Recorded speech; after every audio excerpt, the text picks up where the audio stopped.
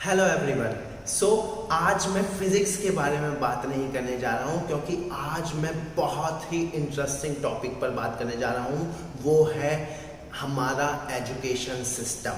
Yes, नीरस पड़ चुका और कंडम हो चुका हमारा एजुकेशन सिस्टम। जैसे ही नाम आता है इंडियन एजुकेशन सिस्टम, तो एक ही चीज दिमाग में आती है कि कैसे रट्टा मार मार के ज्यादा से ज्यादा नंबर लाए जाए, कैसे रट के चीजों को ज्यादा से ज्यादा नंबर लाए जाए।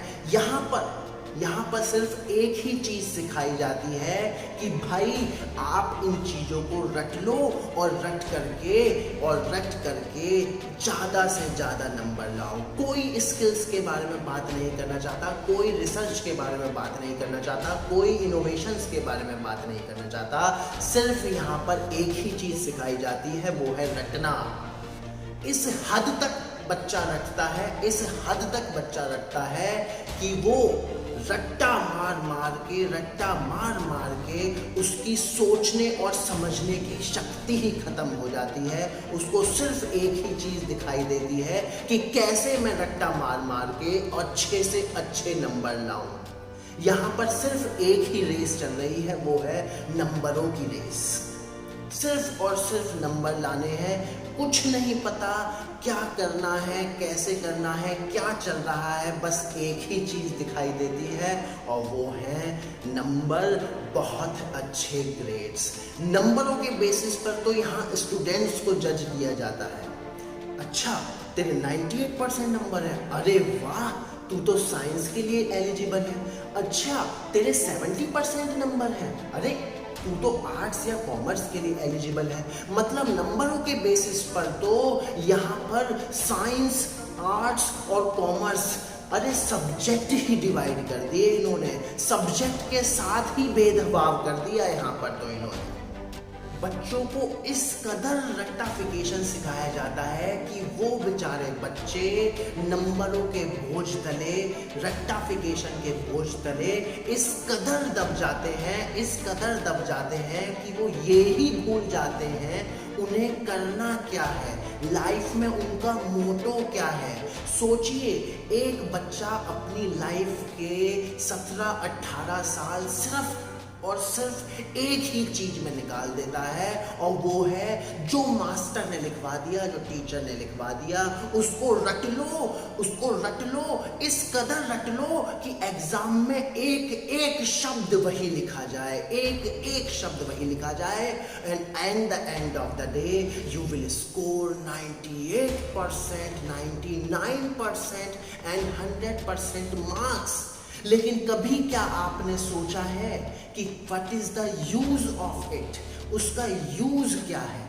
आप सोच ही नहीं रहे हैं, कोई सोच ही नहीं रहा है इनोवेशंस के बारे में, रिसर्च के बारे में, नई चीज़ों के बारे में। सिर्फ एक ही ट्रेंड चल रहा है और वो है भैया ये हमारा कोर्स, ये आपका स्ट्रक्चर, इसको आप रट लो और ऐसे ही रटना है जैसे लिखा हुआ है, और एग्जाम में वैसे ही लिखना है, नहीं तो नंबर काट लिए जाएंगे। सिर्फ एक ही चीज का डर, और वो है नंबर और नंबर। उस बच्चे को कुछ नहीं दिखता 12th क्लास तक, उसको सिर्फ एक ही चीज दिखती है, कैसे अच्छे नंबर लाऊं ताकि अच्छे कॉलेज में एडमिशन हो। मैंने कई ऐसे स्टूडेंट्स, कई अपने ऐसे जानने वाले देखे हैं जो बीटेक होल्डर हैं इन computer science, and they don't know the basic of Excel, MS Word. They don't know the basics. What is the point of that? And फिर आप कहते हो कि ये इंडियन एजुकेशन सिस्टम ना ही जॉब ओरिएंटेड है और ना ही रिसर्च ओरिएंटेड है। अरे होगा कैसे? आपने उसकी लाइफ के 18 साल ऐसे ही वेस्ट करा दिए। कैसे वेस्ट करा दिए? रट्टा मार के या रट्टाफिकेशन करा के। और अब आप उससे उम्मीद करते हो कि वो 3 से 4 साल में एक बहुत बड़ा रिसर्चर और एक बहुत बड़ा साइंटिस्ट बन जाए। ये कैसे पॉसिबल है? आपने उसकी नींव ही खराब कर दी। उसकी जो बेसिक नींव थी वो ही मजबूत नहीं है, उसकी जड़ें ही खोखली कर दी। उसके दिमाग में सिर्फ और सिर्फ क्या है, रट करके नंबर लाना है। साइंस पढ़ लेंगे, साइंस किस तरह से पढ़ाई जा रही है या पढ़ रहे हैं, साइंस किस तरह से पढ़ रहे हैं। Let's say Ohm's law V = IR, किसी को मालूम ही नहीं है ये क्या है, इसकी एप्लीकेशन क्या है। हम तुलना करते हैं, अरे चाइना के देखो, अरे जापान को देखो, 6th क्लास का बच्चा रोबोटिक्स जानता है, कोडिंग जानता है। यहाँ क्या होता है, यहाँ एक चीज होती है, अरे शर्मा जी के लड़के को देख 98% है, तेरे कितने हैं। अरे परसेंटेज से आप किसी की स्किल्स थोड़ी जज कर सकते हो, परसेंटेज से आप किसी की स्किल्स, उसके टैलेंट को थोड़ा ही ना जज कर सकते हो। अब आप एक मछली से कहो, एक मछली से उम्मीद लगा लो कि भाई तू पेड़ पर चढ़ जा, वो पेड़ पर तो चढ़ नहीं पाएगी। तो अब आप ये मेंटेलिटी बना लो कि भैया ये तो बेकार है, ये कुछ नहीं कर सकती। तो मूर्ख कौन हुआ, सोचिए इस बात को आप सोचिए। अब टाइम आ गया है इस चीज को चेंज करने का, अब टाइम आ गया है इस पूरे पैटर्न को यहीं पर ही रोक देने का।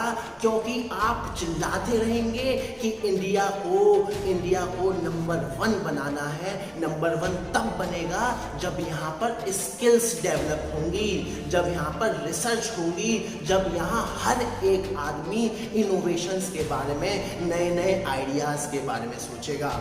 इस तरह से डेवलप नहीं होगा कि भैया ये रट लो, इसको रट करके आप एग्जाम में लिख दो, उतने ही नंबर आएंगे। आप खुद सोचिए, आपके 10th क्लास में 98%, 12th क्लास में 99%, क्या किया आपने, क्या कर लिया आपने उन नंबर के साथ। किसी के साइंस स्ट्रीम में 99%, क्या किया आपने। ग्रेजुएशन में गए आप, ग्रेजुएशन में भी रट्टा मार के चीज़ें सीख ली और एग्ज़ाम दे दिया, नंबर मिल गए। उसके बाद नौकरी नहीं, उसके बाद क्या करते हैं, आ जाते हैं फिर से वहीं, अरे भैया अब एसएससी की तैयारी कर लेते हैं, अरे भैया अब यूपीएससी की तैयारी कर लेते हैं। नहीं हुआ तो एक काम करते हैं, अब ये ही सिखाने लग जाते हैं। क्या कर रहे हैं हम, जरा सोचिए, जरा विचार करिए इस बारे में कि हो क्या रहा है यहाँ। ये सिर्फ एक रेड ट्रेप टाइप्स चल रहा है, सिर्फ और सिर्फ एक सर्कल में चीजें चल रही हैं। हर कोई एक दूसरे की नकल किए जा रहा है, हर कोई एक दूसरे को कॉपी किए जा रहा है। कुछ अलग होना ही नहीं है, कोई अलग बात कर ही नहीं रहा है, न्यू आइडियाज की कोई बात ही नहीं हो रही है।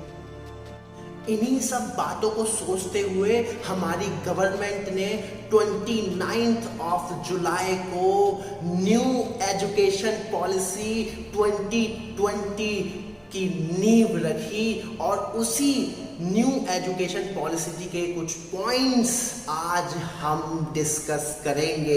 बहुत ही शानदार, बहुत ही अच्छा स्टेप हमारी गवर्नमेंट का एजुकेशन के लिए, बहुत ही जबरदस्त। आज उसी के हम कुछ पॉइंट्स यहाँ पर डिस्कस करेंगे। सबसे पहले हम बात करते हैं स्कूलिंग पर। अगर आप बहुत ध्यान से देखोगे करंट एजुकेशन सिस्टम कैसे चलता है, 10+2 यानी 10वीं तक, उसके बाद 11वीं और 12वीं, उसके बाद 10th तक आप कॉमन पढ़िए, 10th तक आप कॉमन रट करके अच्छे से अच्छे नंबर लाइए। जिसके 10th में बहुत अच्छे नंबर होंगे, मतलब जिसकी रटने की स्किल बहुत अच्छी होगी, उसको साइंस दे दी जाएगी। जिसकी थोड़ी सी शायद कम हुई, उसको कॉमर्स और आर्ट ऐसे बांट दिया जाता है। और सोचिए, भेदभाव तो यहीं से ही उत्पन्न हुआ ना। डिस्क्रिमिनेशन की बात करते हैं, अरे पहला डिस्क्रिमिनेशन तो एजुकेशन में आया है ना। तो अभी तक सिस्टम क्या था, 10+2 का, लेकिन अब इन्होंने सिस्टम दिया है 5+3+3+4। इसको समझिएगा, 5+3+3+4। अब ये कैसे डिवाइडेड है, प्री स्कूल, प्री स्कूल मतलब फर्स्ट क्लास से पहले के 3 साल और फर्स्ट एंड सेकेंड टोटल 5 साल, ये 5 की कैपिंग में आ गए। देन थर्ड टू फिफ्थ ये 3 की कैपिंग में आ गए। देन 6th 7th 8th ये नेक्स्ट 3 की कैपिंग में आ गए। देन 9 10 11 12 ये लास्ट 4 की कैपिंग में आ गए हैं। इन्होंने इस तरह से डिवीजन कर दिया है। एज वाइज भी कुछ इस तरह से है। 0 से 3 इयर्स तक बच्चे की देखरेख, उसकी एजुकेशन पेरेंट्स करेंगे, parenting. Then after that 3 to 18 वो स्कूलिंग होगी। और स्कूलिंग कैसे डिवाइड है? 12 years schooling and 3 years pre schooling that means starting के 3 इयर्स, फर्स्ट से पहले के 3 इयर्स जो कि 5 की कैपिंग में आ रहे हैं। कंसेप्ट एकदम क्लियर है। पहले था 10+2 का बर्बाद सिस्टम, अब है 5+3+3+4। स्टार्टिंग के 5 years, then next 3, then next 3, then next 4। क्या कंसेप्ट एकदम क्लियर है? कंसेप्ट एकदम क्लियर हो गया है। और टोटल कितने साल हो गए ये? 15। 5+3+3+4 टोटल 15 ईयर्स। क्लियर? सो सबसे पहला पॉइंट जो इन्होंने बोला वो है early child care and education. पहला पॉइंट क्या है? Early childhood care and education. First point is early childhood care and education. इसमें क्या काम किया गया है?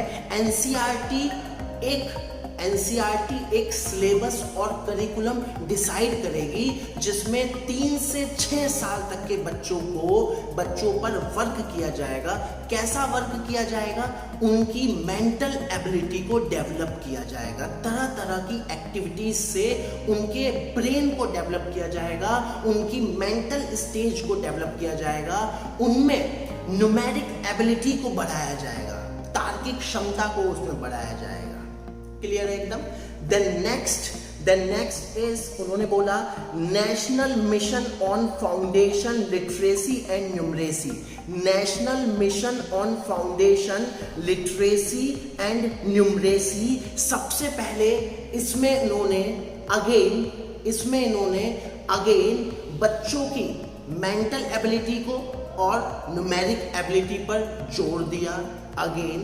और पूरा ये स्ट्रक्चर उन्होंने समझाया कि हमने 10+2 को कैसे 5+3+3+4 के फॉर्मेट से रिप्लेस कर दिया। 5th क्लास तक का कुछ इतना शानदार और इनोवेटिव स्ट्रक्चर होगा। वहाँ सिर्फ बात करी जाएगी मेंटल डेवलपमेंट की, वहाँ सिर्फ बात करी जाएगी कुछ छोटे छोटे स्मॉल आइडियाज की कि क्या। और इन्वायरमेंट में हमारे एनवायरमेंट में जो भी चीज़ें चल रही हैं उन पर बात की जाएगी। बच्चा क्वेश्चनिंग करेगा, हम उसको तरह तरह से समझाएंगे। इसी को कहते हैं कि इनोवेशन का बीज बोना। यहीं से ही तो शुरुआत होगी यार। यही तो स्टेज है जहां आप बच्चे के दिमाग को विकसित कर सकते हो। अब बात करते हैं 6th स्टैंडर्ड से। 6th ग्रेड से जो सबसे बेस्ट चीज है वो है vocational training, vocational education must. अब ये क्या है? मान लीजिए मेरा इंटरेस्ट है इलेक्ट्रॉनिक गैजेट्स में, तो मैं किसी से बात करना चाह रहा हूँ कि यार बल्ब कैसे बना, ये बल्ब कैसे बनता है, फ्रिज कैसे बनता है, उसकी वर्किंग कैसे है, इन सब के बारे में बात करना चाहता हूँ। और अचानक सुनाई पड़ता है कि तीसरे पीरियड की बेल बज गई और अब मुझे पता चलेगा कि अकबर कब पैदा हुआ, कब मरा। अरे मुझे क्या करना अकबर कब पैदा हुआ, कब मरा? जिसे इंटरेस्ट है उसको इस बारे में बात कीजिए। मुझे इंटरेस्ट है इलेक्ट्रॉनिक गैजेट के बारे में, मैं बात करूंगा इलेक्ट्रॉनिक गैजेट्स के बारे में, मैं डिस्कशन करूंगा इलेक्ट्रॉनिक गैजेट्स के बारे में। मैं क्यों अपना टाइम वेस्ट करूं कि अकबर कब मरा और वो कब पैदा हुआ, मुझे कुछ लेना देना नहीं। यही है वोकेशनल ट्रेनिंग, वोकेशनल एजुकेशन। जिसमें आपको अपने इंटरेस्ट के अकॉर्डिंग चीज़ें चूज करनी है कि यार मेरा इंटरेस्ट सिंगिंग में है तो मैं यहाँ जाऊँगा, मेरा इंटरेस्ट जो है लेट्स से इलेक्ट्रॉनिक गैजेट्स में है तो मैं यहाँ जाऊँगा, मेरा इंटरेस्ट लेट्स से साइंस में है तो मैं कुछ इनोवेशंस के बारे में बात कर लेता हूँ। जिसमें इंटरेस्ट हो आप उसी के अकॉर्डिंग वहाँ पर जाइए। अब इससे पहले क्या होता था, एक्स्ट्रा करिकुलम एक्टिविटीज में इसको काउंट किया जाता था, like sports and all the things. अब लेट्स से मेरा इंटरेस्ट म्यूजिक में है तो मैं म्यूजिक पर ज़्यादा फोकस नहीं करता था। क्योंकि मुझे क्या लगता था या मुझे सिखाया भी क्या जाता था, भाई तू चीज़ें रट तो ले, क्योंकि रटने में बहुत अच्छा खासा टाइम लगेगा। अगर तू ज़्यादा से ज़्यादा टाइम अपना म्यूजिक या अदर अपने दूसरे इंटरेस्ट में लगाएगा तो रट्टाफिकेशन कब करेगा और कब ज़्यादा से ज़्यादा मार्क्स लाएगा। अब ये परंपरा खत्म हुई। तो 6th क्लास से एक वोकेशनल ट्रेनिंग स्टार्ट की जा रही है। बहुत ही अच्छा मूव जिसमें हम ट्रेनिंग देंगे, लाइक वीडियो एडिटिंग, इंटर्नशिप आप कर सकते हो, लाइक आप जो भी आपका इंटरेस्ट है, जिस भी चीज़ में आपका इंटरेस्ट है आप अपने उस इंटरेस्ट के अकॉर्डिंग आगे बढ़ सकते हो। बहुत सारी चीज़ें हैं, इंटर्नशिप आप कर सकते हो, कोडिंग सिखाई जा रही है। कैन यू इमेजिन दैट जो चीज इंजीनियरिंग करने के बाद भी लोगों को नहीं आती, एडिशनल सीखते हैं, कंप्यूटर साइंस में बीटेक हो गई वो नहीं आती, they are starting that coding part. Can you imagine? हम लोग कहते थे जापान का बच्चा, 6th क्लास का बच्चा, 8th का बच्चा रोबोट बना लेता है, वेबसाइट डिजाइन कर लेता है, ये कर लेता है, हमारा क्यों नहीं करता? क्योंकि उसको सिर्फ एक काम आता है, रट करके एग्जाम दे दो, नंबर ले आओ, इसलिए नहीं कर पाता। लेकिन अब टाइम चेंज हो चुका है। अब हर वो चीज होगी जो हम बहुत ही डेवलप्ड कंट्री से कंपेयर करते थे। Best thinking. देन एंटरप्रेन्योरशिप की बातें होंगी, बहुत ही लाजवाब, बहुत ही सुंदर, बेसिक। बिल्कुल जब आपका दिमाग डेवलप हो ही रहा है तभी एंटरप्रेन्योरशिप की क्लासेस आपको दी जाएंगी, एंटरप्रेन्योरशिप के बारे में बात होगी। कंपनी के बड़े बड़े फाउंडर्स आपके साथ अपने विचार शेयर करेंगे, अपनी मोटिवेशनल स्टोरीज से आपको मोटिवेट करेंगे, आपको सिखाएंगे कि कैसे आप 100 रुपए से 1000 से 2000, 2000 से 3000 से 10,000, लाख, इस तरीके से आप कैसे पैसे को ग्रो कर सकते हैं। इंटर्नशिप प्रोग्राम अब हमारे एजुकेशन सिस्टम में लॉन्च होने जा रहा है। Can you imagine? Boost your skills, अपनी स्किल्स पर वर्क कीजिए। There is no need to mug up the things और आपको पेपर में लिखना है और नंबर लाने हैं, ऐसा कुछ नहीं है। आप अपनी स्किल्स को निखारिए कि आप क्या करना चाहते हैं, आप किस फील्ड में अच्छा कर सकते हैं, वो आप जज करिए। आपको एक प्लेटफॉर्म दिया गया है। अब आप इतने साल अपनी लाइफ के 17-18 साल सिर्फ और सिर्फ एक ही चीज कर करके वेस्ट नहीं करेंगे। A variety of options you have. Now next is focus on experimental learning. जबरदस्त, फर्स्ट क्लास, सारा खेल ही इसका है। एक्सपेरिमेंटल लर्निंग पर फोकस किया जाएगा। They are saying they will reduce curriculum content. Yes, ये होना ही था और ये होना भी चाहिए था।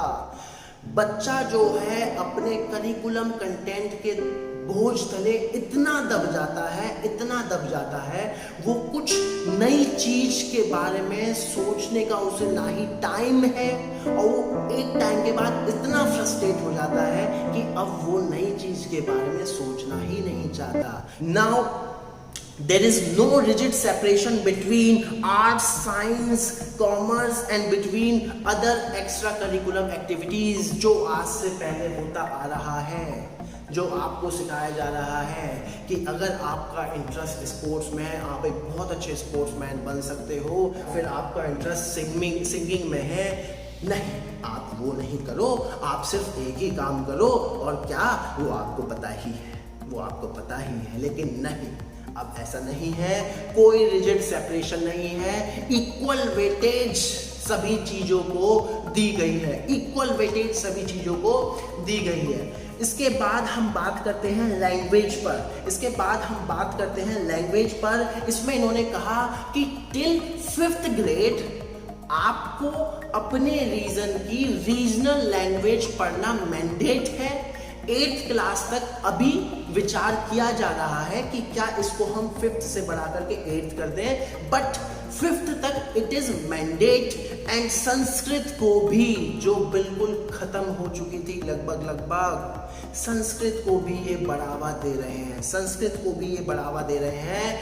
And no language will be imposed on the student. Maybe आप समझ रहे हो मैं क्या कह रहा हूँ, एक कल्चर है ना, हमारे यहाँ का एक कल्चर है ना, अरे ये तो बहुत अच्छी इंग्लिश बोल रहा है, अरे ये तो बहुत बड़ा अच्छा स्टैंडर्ड है, और कोई इंग्लिश ना बोल पाए, अरे तू तो बेकार है। सिर्फ एक इंग्लिश के, एक लैंग्वेज के बेसिस पर आप किसी को अच्छा और बुरा बना देते हैं, सिर्फ एक लैंग्वेज के बेसिस पर। So no language is imposed on any of the student. It is clearly mentioned under the guidelines. Then next is board exam. बहुत ही जबरदस्त, इंटरेस्टिंग, एकदम इंटरेस्टिंग। उससे पहले they are talking about 9th to 12th, जो last 4 year की capping है। Now अब ऐसा नहीं होगा कि 10वीं तक आपको एक 10वीं तक आपको एक पर्टिकुलर रो में खड़ा कर दिया है और उसके बाद डिवीजन होगा अकॉर्डिंग टू योर रेक्टाफिकेशन। कितना अच्छा रट्टा, कितने अच्छा नंबर, उसी के हिसाब से सेग्रीगेशन कर दिया जाएगा। नहीं, जैसे ही अब आप 9th में एंटर करते हो, now you are free to choose the combination of your subject. You are interested in physics as well as you are interested in economics, you are interested in pol science, you can take those combination,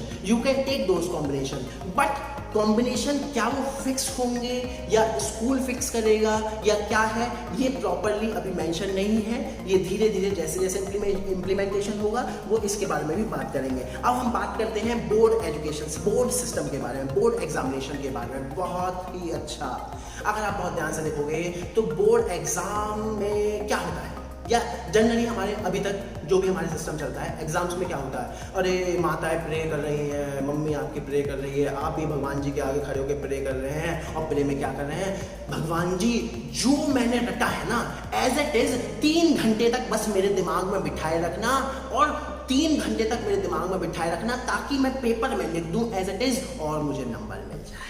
clearly उन्होंने mention किया है। पहला point कि board examination वो 2 बार conduct कराएंगे। कैसे conduct कराएंगे अभी प्रॉपर गाइडलाइंस नहीं है, वो धीरे धीरे इसको क्लियरली आपको बता देंगे। 2 बार कंडक्ट कराएंगे, जस्ट लाइक अभी फिलहाल जो जेई मेंस हो रहा है। उन्होंने क्लियरली बोला है rectification we will not accept. Rote learning को पूरी तरह से नकार दिया है। 2 पार्ट में डिवाइड कर दिया है, objective and subjective, objective and descriptive. Objective तो अभी भी आता है, लेकिन the portion of objective questions will increase. सिर्फ और सिर्फ they will check your knowledge, वो आपकी नॉलेज को चेक करेंगे। They will not going to जज कि आपने कितना अच्छा रट्टा मारा है और कितना अच्छी तरीके से उसको लिख दिया है, वो इस बात से जजमेंट नहीं करेंगे। अब वो प्रैक्टिकल अप्रोच आपकी जज करेंगे कि जो आपने पढ़ा है, जो आपने सीखा है, क्या सिर्फ आपने थ्रू आउट दीज ईयर्स, जितने भी टाइम उन्होंने दिया है, क्या आपने सिर्फ रटा है या फिर उसको समझ करके इंप्लीमेंट करने की कोशिश करी है जगह जगह। बहुत ही अच्छा मूव, मोस्ट वेलकम मूव है, बहुत ही शानदार, बहुत ही अच्छा मूव है। Next is book promotion policy. Book promotion policy मैं भी इस पर बहुत जोर देता हूं। इवन अगर आप बहुत ही बड़े बड़े कंपनी के जो सीईओ हैं या बहुत बड़े बहुत बड़े इंडस्ट्रियलिस्ट हैं या बहुत रिचेस्ट पीपल हैं उन सभी के बारे में पढ़ेंगे तो एक चीज कॉमन निकल के आएगी। इवन बिल गेट्स अपने ब्लॉग में भी ये बोलते हैं कि आप एक आदत तो जरूर बनाइए और वो है बुक रीडिंग की। वो बोलते हैं कि still I am the richest people, I am the richest person of the world, but मैं अभी भी बुक्स पढ़ता हूं और एक वीक में एक बुक को कंप्लीट करता हूं। अब ऐसा नहीं है कि यार लाइफ के 20 साल तो आपने ऐसे ही निकाल दिए, रेक्टिफिकेशन ये और वो, अब आप आदत बनाएंगे। ऐसा नहीं कि नहीं बन सकती, but it is very difficult. तो उन्होंने क्या काम किया इस पॉलिसी में, उन्होंने क्या काम किया, अब बच्चे को बुक रीडिंग पर भी फोकस कराया जाएगा। और वो भी बुक रीडिंग ऐसा नहीं है कि मैंने आप पर थोप दिया कि ये पढ़, इसको सीख, नहीं।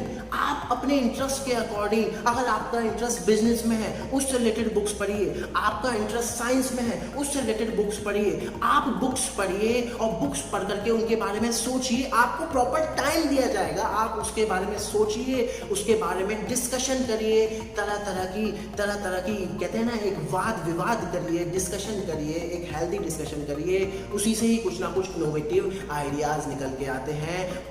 उन्हीं डिस्कशन से स्टार्टअप्स की शुरुआत होती है, उन्हीं डिस्कशन से स्टार्टअप की शुरुआत होती है।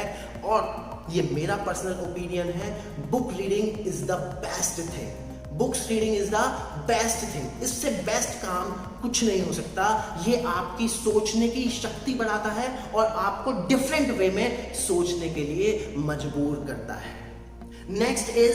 Next is report card. आज से पहले रिपोर्ट कार्ड देख करके आप थरथराते थे, अरे टीचर ने बी ग्रेड दे दिया होगा, सी ग्रेड दे दिया होगा और रिमार्क में लिख दिया होगा ये कुछ नहीं कर सकता, इसके बस की कुछ नहीं है, ये काम नहीं कर सकता।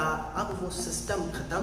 अब रिपोर्ट कार्ड आपकी एक प्रोफाइल बन गया है, लाइक फेसबुक प्रोफाइल। वो आपका फेसबुक प्रोफाइल क्या करता है, आपके बारे में कुछ ना कुछ डिटेल दे देता है कि यार आप ये करते हो, आपका इंटरेस्ट ये है, आप इसमें अच्छे हो, आप इस स्किल में अच्छे हो। इस तरीके की एक इंफॉर्मेशन आपके बारे में दे देता है। उसको बोलेंगे अब हम प्रोफाइल, प्रोग्रेसिव रिपोर्ट। तो ये सारी बातें थी स्कूल सिस्टम के बारे में। अब हम बात करते हैं हायर एजुकेशन सिस्टम के बारे में। दैट मीन्स आफ्टर स्कूलिंग अब क्या। अच्छा एक बात बताइए, मान लीजिए मैंने स्कूल के बाद एक कॉलेज में एडमिशन लिया and after one year let's say मुझे लगता है कि यार मुझे अपनी पढ़ाई को यहीं स्टॉप करके, लेट्स से मेरा इंटरेस्ट किसी स्टार्टअप में जागा और मैंने सोचा कि यार अब मैं उस स्टार्टअप पर वर्क करता हूँ या फिर अपने किसी और दूसरे आइडिया पर वर्क करता हूँ, या फिर किसी तरह लेट्स से मेरी फाइनेंशियल कंडीशन मुझे सपोर्ट नहीं कर रही है और मुझे आफ्टर वन ईयर कॉलेज से ब्रेक लेना हो तो क्या, प्रेजेंट सिचुएशन में तो क्या होगा, वो वहीं से डिसकंटिन्यू हो जाएगा और अगर मुझे दोबारा पढ़ना है तो जीरो से मुझे शुरू करना होगा। लेकिन अब ऐसा नहीं है। उन्होंने पहला पॉइंट दिया, multiple entry and exit point with appropriate certification. Multiple entry and exit that means अगर आप मान लीजिए किसी 4 ईयर प्रोग्राम में आप आज एनरोल होते हो और एक साल के बाद आप ब्रेक लेना चाहते हैं किसी भी कंडीशन से, लाइक से कोई भी कंडीशन आपके साथ रही हो सकती है, आप किसी आइडिया पे वर्क करना चाहते हैं या XYZ कुछ भी है, तो आप अब ब्रेक ले सकते हैं और एक पर्टिकुलर टाइम के बाद, जो कि जब आप ब्रेक ले रहे होंगे उस टाइम पर आप कॉलेज को बताएंगे कि भाई मैं इस लिमिटेड टाइम के बाद वापस आऊंगा। जब आप वापस आएंगे उस लिमिटेड टाइम के बाद तो आपको जीरो से शुरू नहीं करना होगा, आपको सेकेंड ईयर से शुरू करना होगा। अब कहेंगे सर क्रेडिट का क्या होगा, जो हमारे क्रेडिट जुड़े हुए हैं उनका क्या होगा। तो ऐसे समझिए जस्ट लाइक बैंक में आपके पैसे सेव हैं सेविंग अकाउंट में, उसी तरीके से ऐसे समझिए डिजी लॉकर है। उन्होंने कंसेप्ट दिया एकेडमिक क्रेडिट या एकेडमिक अकाउंट का, कि आपके एकेडमिक अकाउंट में आपके 1 ईयर के क्रेडिट सेव है। जैसे ही आप आते हो उन 1 ईयर के क्रेडिट के साथ आप सेकेंड ईयर से शुरू कर सकते हैं और लेट से आप 1 ईयर के बाद ही छोड़ना चाहते हैं तो आपको सर्टिफिकेट दिया जाएगा। लेट से आप 2nd ईयर के बाद छोड़ना चाहते हैं तो आपको एडवांस डिप्लोमा दिया जाएगा। अगर आप लेट से 3rd ईयर के बाद छोड़ना चाहते हैं या फिर लेट से जो कुछ टॉप कॉलेजेस होंगे, अभी उन टॉप कॉलेजेस की मैं बात करूंगा, ग्रेडेड की बात करूंगा, जो कुछ टॉप कॉलेजेस हैं वो ये भी हो सकता है आपकी परफॉर्मेंस के बेसिस पर 3 साल के बाद ही आपको कह दें कि भाई इसने पूरा अच्छे से नॉलेज ले लिया और 3 साल के बाद आपको प्लेसमेंट के लिए बिठा दें या फिर आप अपना कोई स्टार्टअप शुरू करना चाहते हैं उसके लिए आप जा सकते हैं, वो आपको वहीं पर ही डिग्री दे देंगे। अब 4th ईयर किसके लिए है? जो रिसर्च में इंटरेस्टेड है। 4th year will be research oriented. 4th year क्या होगा? रिसर्च ओरिएंटेड होगा। मतलब आप एक पर्टिकुलर टॉपिक वो भी अपनी पसंद का चूज करेंगे और उस पर रिसर्च करेंगे और फर्दर अगर आप इंटरेस्टेड हैं तो रिसर्च में जाएंगे। देखिए कितना अच्छा सिस्टम उन्होंने दिया। नेक्स्ट उन्होंने पॉइंट बोला मल्टी डिसिप्लिनरी प्रोग्राम। हर इंस्टीट्यूशन में मल्टी डिसिप्लिनरी प्रोग्राम होगा। ये क्या है भाई? लेट से आज मैंने मैथ्स ऑनर्स में एडमिशन ले लिया। लेकिन मेरा इंटरेस्ट जो है ड्रामा में भी है, एक्टिंग में है लेट से, या सिंगिंग में है, तो उन्होंने मेजर और माइनर सब्जेक्ट रख दिए हैं कि भाई मेजर ये रहा, माइनर ये रहा। दैट मीन्स अब ऐसा नहीं है कि सिंगिंग का आपकी डिग्री से कोई रोल नहीं है, दैट मीन्स ये बेकार है या फिर आप just for the sake of interest थोड़ी देर के लिए या रैंडमली उसको पढ़ रहे हो, नहीं। अब आप उसको अपने इंटरेस्ट के अकॉर्डिंग अच्छे से पढ़िए, अच्छे से सीखिए, ताकि लेट से मैंने आज मैथ्स ऑनर्स में लिया है और आफ्टर सम टाइम मेरा इंटरेस्ट लूज हो जाता है या फिर मैं आगे चल के उस फील्ड में कुछ अच्छा ना कर पाऊँ, तो उस केस में जो मेरी स्किल्स थी जिस पर मैंने 3 साल और वर्क किया, मैं उस फील्ड में आगे जा सकूँ। मतलब कि वो आपको मल्टी टैलेंटेड बनाना चाह रहे हैं। नेक्स्ट उन्होंने दिया है ग्रेडेड ऑटोनॉमी ऑफ कॉलेजेस। आपको मालूम है कि इंडिया में तकरीबन 45,000 एफिलिएटेड कॉलेजेस हैं। अब उन्होंने क्या काम किया,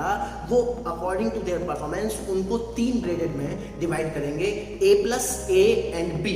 A+ इज एक्सीलेंट, A उससे नीचे और B उससे नीचे। अब वो क्या है, उन कॉलेजेस को बोलेंगे कि भाई आप अपने इंफ्रा में, अपने टेक्नोलॉजी में, अपने टीचिंग मेथोडोलॉजी में, अपने रिसर्च ओरिएंटेशन में बदलाव करिए और B को पहुंचाइए A और A को पहुंचाइए A+, और इसके लिए आपको 15 ईयर्स का टाइम दिया जाएगा। अगर आप 15 ईयर में वो कंप्लीट कर लेते हो तो ठीक है, अदरवाइज आपकी मान्यता, आपका एफिलिएशन रद्द कर दिया जाएगा। कितनी बढ़िया चीज है। नेक्स्ट उन्होंने बोला नेशनल मिशन मेंटरिंग NMM। ये क्या है इसको हम समझते हैं। लेट से आज मेरा इंटरेस्ट जो है सॉफ्टवेयर्स में है, या फिर आज मेरा इंटरेस्ट जो है स्टार्टअप्स में, आफ्टर माय कॉलेज मेरा इंटरेस्ट जो है स्टार्टअप्स में है, या फिर मेरा इंटरेस्ट जो है कंप्यूटर में है या किसी में भी है। तो अब मुझे नहीं पता इस लाइन में मैं कैसे शुरू करूं, मुझे जॉब करनी चाहिए, मुझे किस लेवल की, किस तरीके की जॉब करनी चाहिए। अगर मुझे अपना सेटअप खोलना है, अपना स्टार्टअप खोलना है, तो मुझे क्या क्या करना है, मुझे कुछ नहीं मालूम। तो उन्होंने एक प्लेटफॉर्म तैयार किया। उस प्लेटफॉर्म में वो उस फील्ड के, पर्टिकुलर फील्ड्स के एक्सपर्ट को आपके साथ मिलवाएंगे। उन पर्टिकुलर फील्ड के एक्सपर्ट्स को आपके साथ मिलवाएंगे। आप उनसे कम्युनिकेशन कीजिए। एक तरह से वो आपके मेंटर बन गए, एक तरह से वो आपके गाइड बन गए। अब आपको एक डायरेक्शन मिल गई है कि यार मुझे इस फील्ड में ऐसे आगे बढ़ना है और मैं इस तरीके की ग्रोथ दे सकता हूँ। देखिए कितनी अच्छी अपॉर्चुनिटीज आपके सामने खड़ी हुई हैं, बहुत जबरदस्त। उसके बाद उन्होंने फी कैपिंग की बात करी। दैट मीन्स अगर आप आज जानते हैं प्राइवेट, मान लीजिए एक सेम कोर्स और 10 कॉलेजेस, 10 कॉलेजेस की फीस अलग अलग। What is this? क्या आपने कभी सोचा है? 10 कॉलेजेस हैं, 10 कॉलेजेस की फीस अलग अलग। अब उन्होंने एक फीस कैपिंग कर दी है। दैट मीन्स एक पर्टिकुलर कोर्स के लिए, चाहे वो गवर्नमेंट कॉलेज है, प्राइवेट कॉलेज है, आप इस कोर्स के लिए इतनी फीस से ज्यादा चार्ज नहीं कर सकते। देखिए कितना अच्छा मूव है। Next is single regulator for higher education. That means अगर आपको मालूम होगा, अभी करंटली हमारे यहाँ जो हायर एजुकेशन को रेगुलेट करते हैं वो है UGC, AICTE, तो अब इन सबको हटा करके एक संस्था बनाई जाएगी, इन सबको हटा करके एक संस्था बनाई जाएगी। Next is national research foundation. बहुत ही जबरदस्त, जब मैंने पढ़ा तो मतलब ऐसे समझ लीजिए मजा सा आ गया। National research foundation NRF। आपको मालूम होगा USA में national science foundation, national science foundation से एक संस्था है, वो क्या काम करती है, साइंस की फील्ड में वहाँ जो भी रिसर्च चल रही है, रिसर्च प्रोडक्ट्स हैं, वो उसको फंडिंग करती है, वो फाइनेंस प्रोवाइड करती है। इसी तरीके से यहाँ शुरू हुआ नेशनल रिसर्च फाउंडेशन, लेकिन ये है national research foundation. That means now ये संस्था आपको फंडिंग सिर्फ साइंस के लिए ही नहीं, आपको साइंस में रिसर्च करनी है, आपको सोशल साइंस में रिसर्च करनी है, आपको फाइनेंस में रिसर्च करनी है, वो सभी फील्ड में आपके प्रोजेक्ट्स को फंड करेंगे। दैट मीन्स अब इनोवेशन, रिसर्च, इन सब के लिए इंडिया में बहुत ज्यादा बूम आने वाला। Next point is internationalisation of education. इसमें उन्होंने क्या काम किया कि जो वर्ल्ड की टॉप यूनिवर्सिटीज हैं, अब वो अपने कैंपस इंडिया में खोल सकती हैं। दैट मीन्स अब आपको बाहर जाकर के स्टडी करने की जरूरत नहीं है, अब आप यहाँ स्टडी कर सकते हो, और बाहर के डिफरेंट यूनिवर्सिटीज के लोगों को वो यहाँ पर इनवाइट कर रहे हैं कि आप इंडिया में पढ़िए, बहुत हाईली एजुकेटेड एजुकेशन आपको दी जाएगी। और बहुत ही शानदार मूव, इससे टूरिज्म सेक्टर बढ़ेगा, इकोनॉमी बूम होगी, और कल्चर का जो आदान प्रदान है या फिर कल्चर के बारे में जो पता चलेगा, बहुत ही जबरदस्त, बहुत ही अच्छा move. Next is promotion of Indian languages. अब ये क्या है, प्रमोशन ऑफ इंडियन लैंग्वेजेस? अभी तक अगर आप बहुत ध्यान से देखोगे तो मेनली जो ई कंटेंट है या फिर जो मटेरियल है, वो हमें दो ही लैंग्वेजेस में मिलता है, मेनली हिंदी और इंग्लिश। लेकिन अब इन्होंने वो ई कंटेंट बोला कि इंडिया की 8 लैंग्वेजेस में तैयार होगा। ऐसा समझिए कि रोजगार के, एम्प्लॉयमेंट के इतने अवसर हैं, सारा खेल है सोचने का। बहुत जबरदस्त मूव, बहुत ही जबरदस्त। Next is technology in education. देखिए, ये तो आप समझ ही रहे हैं, अब जमाना टेक्नोलॉजी का है और टाइम के साथ आपको आगे बढ़ना ही होगा, नई चीजें सीखनी ही होंगी। इन्होंने क्या काम किया इसमें, national educational technology forum NETF ये एक गठित की है। इसमें क्या होगा, जो देश के top Technocraft, educationalist, researcher, student हैं, वो एक प्लेटफॉर्म पर मिलेंगे, वो अपने व्यूज रखेंगे, टेक्नोलॉजी के बारे में बात करेंगे। वो जो टेक्नोक्राफ्ट्स हैं या फिर रिसर्चर्स हैं, वो हमारे एजुकेशन सिस्टम में टेक्नोलॉजी को बढ़ावा देंगे या फिर जो कुछ कमियां हैं उनमें सुधार करेंगे। देखिए कितना जबरदस्त, कितना अच्छा मूव है। They will support virtual labs तैयार कर दी गई है। दैट मीन्स मान लीजिए लेट्स से IIT दिल्ली या IIT मद्रास, उसके पास इंफ्रा है, उसने एक बहुत अच्छी लैब बना ली है, वो अपने बच्चों को बहुत ही इनोवेटिव तरीके से सिखा रहे हैं। लेकिन कुछ कॉलेजेस के पास वो व्यवस्था नहीं है, तो थ्रू वर्चुअल लैब्स वहाँ बैठे दूसरे कॉलेजेस में बैठे बच्चे अब वर्चुअल लैब्स के थ्रू IIT दिल्ली में हो रहे वर्क को पढ़ सकते हैं, उसके बारे में सीख सकते हैं। बहुत ही बढ़िया मूव। फाइनली बात करते हैं GDP की। आपको मालूम ही होगा अभी तक 4.4% ही हमारे एजुकेशन पे था, नाउ इट्स 6%। तो ये था न्यू पॉलिसी के जो कुछ बेसिक फंडामेंटल्स हैं, अभी ये इम्प्लीमेंट होगी और भी वही चेंजेस आएंगे। हो सकता है अब नीट वाले कुछ बोले, IIT JEE वाले कुछ बोले, और मतलब ये सब एक पॉजिटिव साइन ही है। बहुत ही अच्छा, बहुत ही इनोवेटिव। बस बात है अब चेंज की। Now it's time to change, क्योंकि ध्यान रखिए change is the universal constant. परिवर्तन ही संसार का नियम है, और जो चेंज नहीं होना चाहता वो समाप्त हो जाता है, वो खत्म हो जाता है। हमेशा अपने लाइफ में चेंज के लिए तैयार रहिए और खुद को ट्रेन करिए कि कैसे मैं चेंज कर सकता हूँ, कैसे मैं इस सिस्टम में चेंज कर सकता हूँ।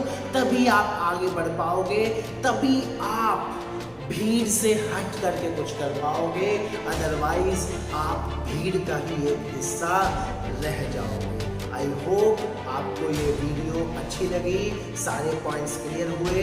कोई भी डाउट हो आप कमेंट सेक्शन में पूछ सकते हैं और इस वीडियो को ज़्यादा से ज़्यादा लोगों में शेयर कीजिए ताकि ज़्यादा से ज़्यादा लोग इस नॉलेज का फ़ायदा उठा सकें। और एट द एंड बहुत ही अच्छा चेंज है, सपोर्ट करिए हमारी गवर्नमेंट को। Best of luck.